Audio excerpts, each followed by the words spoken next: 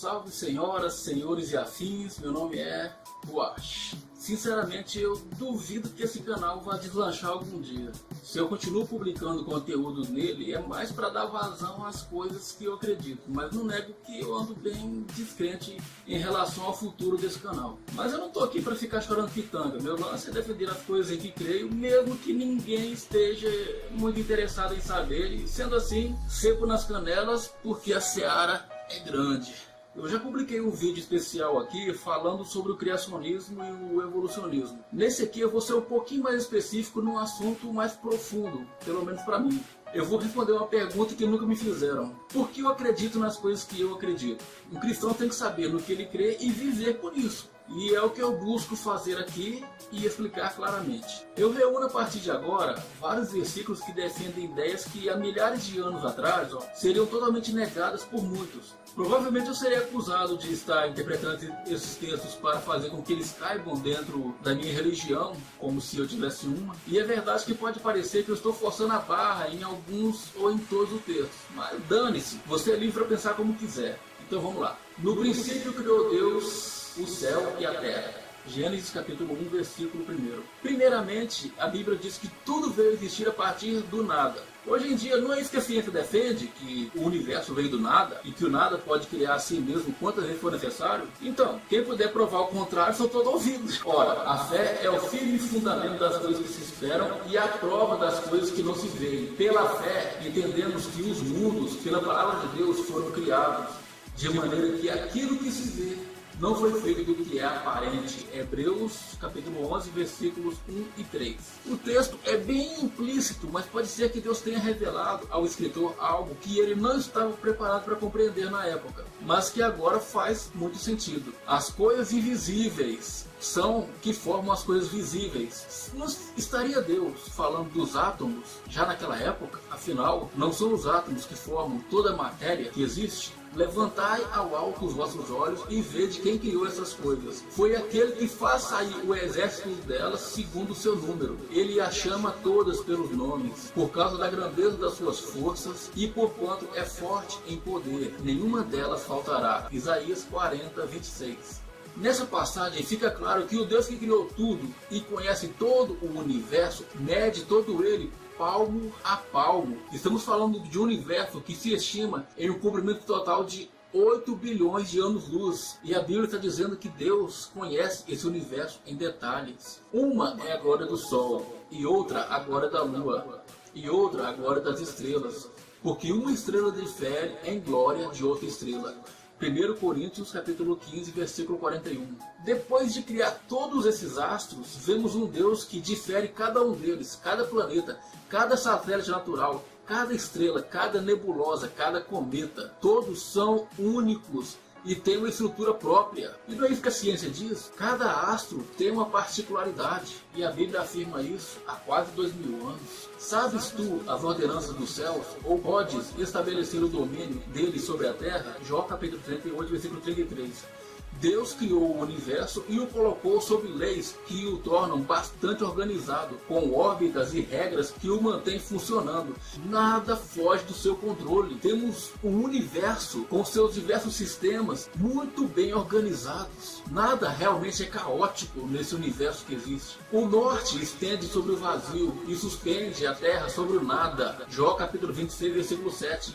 A Terra, segundo a Bíblia, está suspensa no espaço, sem se apoiar em tartarugas, elefantes, deuses, em nada. Ela está flutuando no espaço sideral. Isso não parece estar aí por acaso, gente. Ele é o que está assentado sobre o círculo da Terra, cujos moradores são para ele como gafanhotos. É ele o que estende os céus como cortina e os desenrola como tenda para neles habitar. Isaías 40, 22. Esse texto diz claramente que a Terra é redonda. Muitos críticos desse versículo defendem que se a Bíblia afirma que a Terra é redonda, por que a igreja perseguiu Galileu Galilei? Gente, resposta simples. Galileu foi perseguido pela mesma igreja que proibia seus fiéis de ler a Bíblia, que perseguiu muitos mártires, matou milhares de pessoas. A mesma igreja que misturou o cristianismo a inúmeras crenças pagãs. Essa igreja não era a igreja de Deus definitivamente. A Bíblia não tem culpa se muitos dos que dizem amar a Deus, na verdade, amam mais o pecado e as vantagens que ele oferece. Outra refutação que vejo muito é que, na verdade, a Bíblia não afirma que a Terra era circular como uma esfera, mas circular como uma moeda. E realmente até faz sentido, mas não há um consenso nessa interpretação. Uma coisa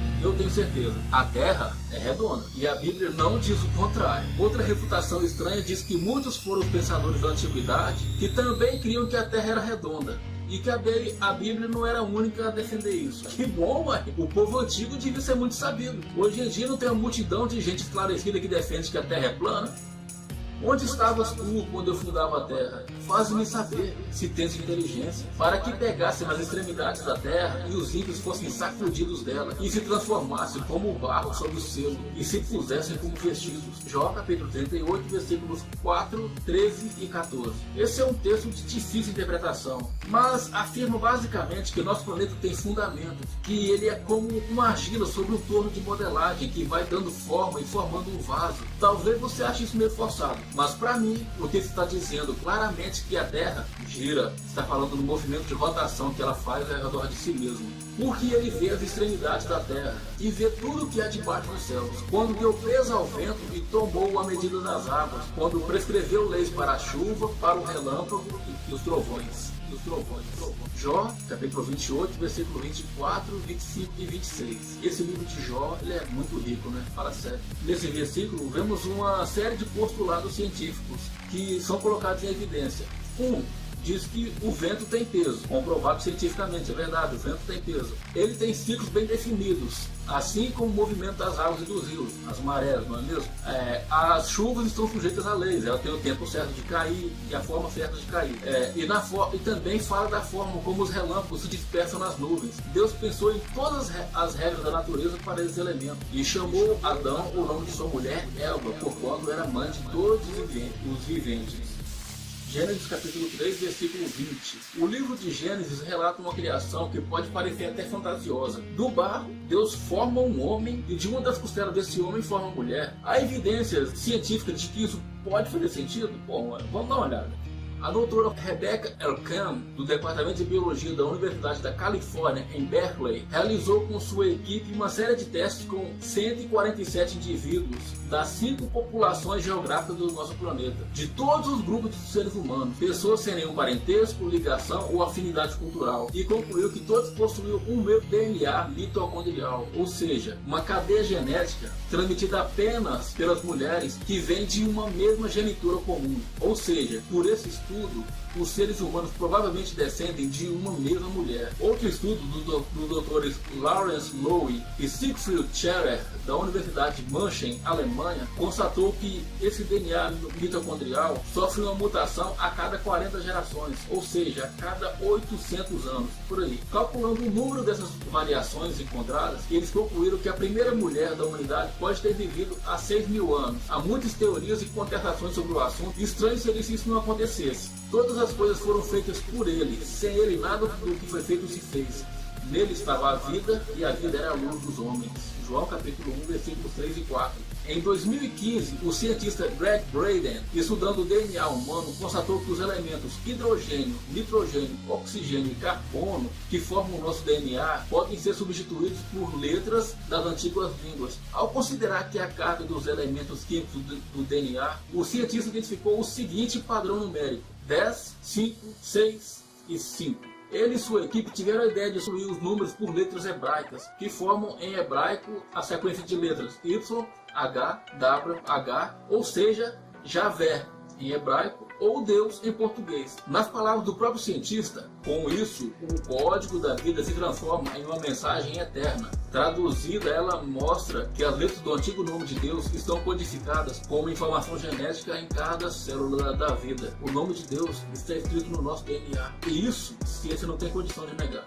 Quando vejo os teus céus, obra dos teus dedos, a lua e as estrelas que preparaste, que é o homem mortal, para que te lembres dele, e o filho do homem, para que o visites, pois pouco menor o fizeste do que os anjos, e de glória e de honra o coroaste. Salmo 8, versículos 3, 4 e 5. Deus fez do homem a sua obra-prima. É estranho pensar nisso, não é? A impressão que temos é que o mundo só não é melhor justamente porque os seres humanos existem. Mas todo aquele que odeia ou simplesmente despreza o ser humano está virando as costas para Deus sem nem mesmo perceber. Podemos nos ver como lixo, mas Ele vê a nós, homens e mulheres, como o melhor da sua criação.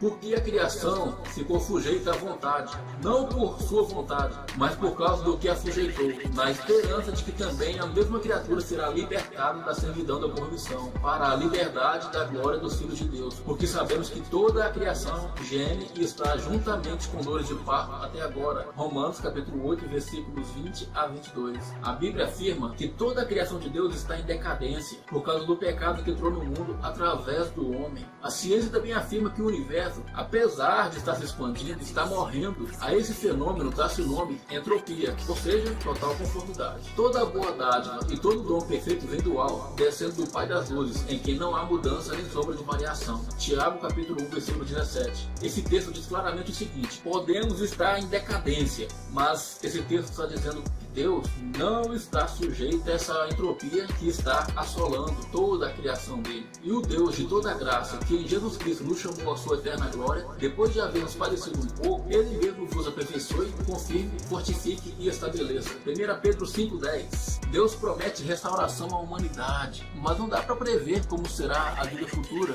O que temos são janelas de um mundo amplo que Deus promete a quem quer conhecer esse mundo novo. Temos nesse mundo cientistas bastante respeitados como Lawrence Krauss, Stephen Hawking e Richard Dawkins, defendendo o surgimento do universo a partir do nada. Falei disso agora há pouco.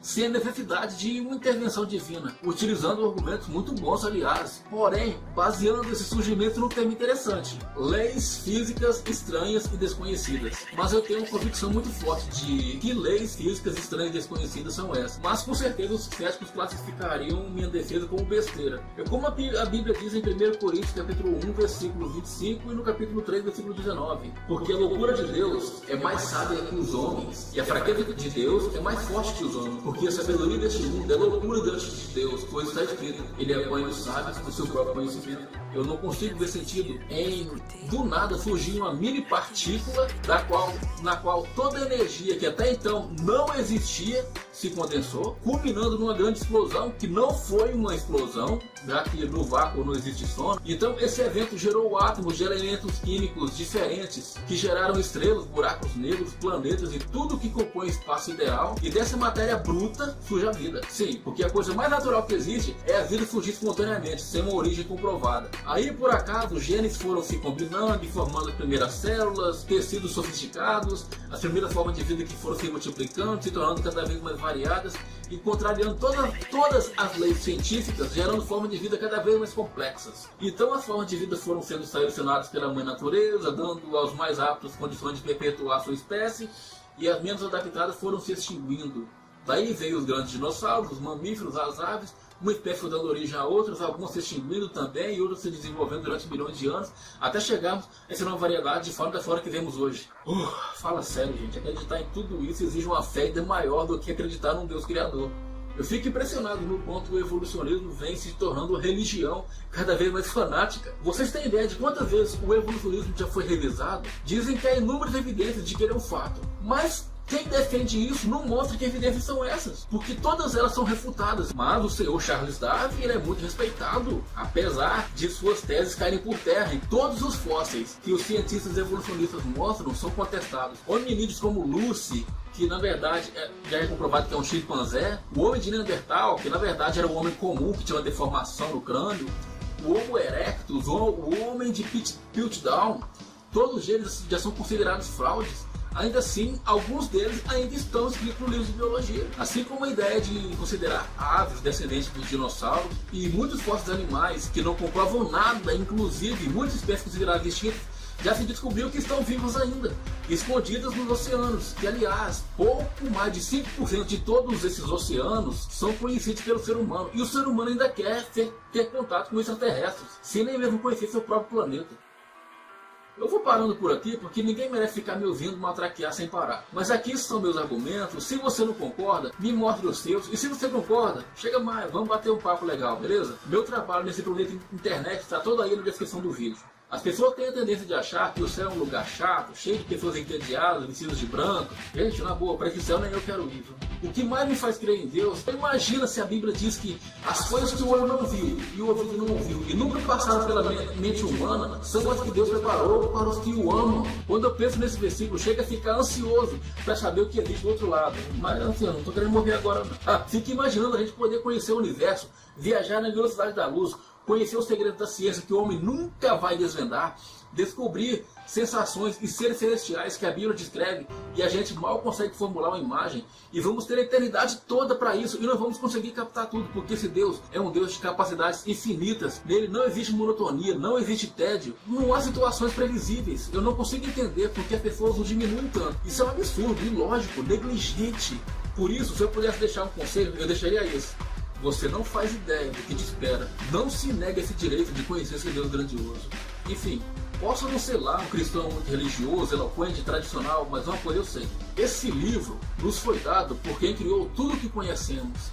E eu posso repetir aquela famosa frase de Sócrates: tudo o que sei é que nada sei, mas eu quero conhecer aquele que sabe e está ansioso para me revelar todo esse conhecimento. E aí, vem comigo? Sim? Não?